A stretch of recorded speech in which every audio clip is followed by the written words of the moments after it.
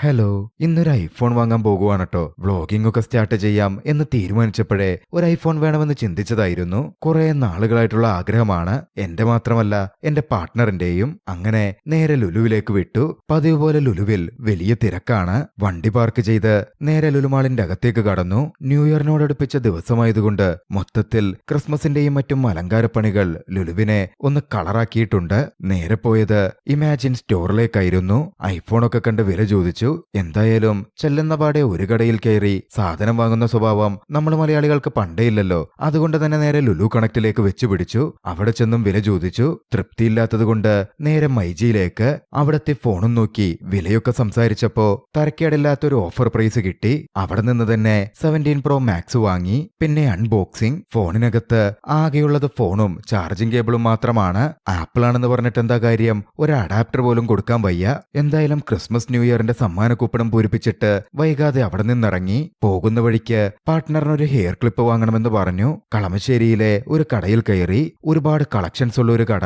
Hair ക്ലിപ്പും വാങ്ങി അവിടെ നിന്നിറങ്ങി. വല്ലാതെ ദാഹിക്കുന്നു. ഒരു ഷെയ്ക്ക് കുടിച്ചാലോ? ഒട്ടും മടിച്ചില്ല. അടുത്തുള്ള കഫേയിൽ കയറി ഒരു ഷെയ്ക്കും കുടിച്ചു. പിന്നെ നേരെ വീട്ടിലേക്ക്.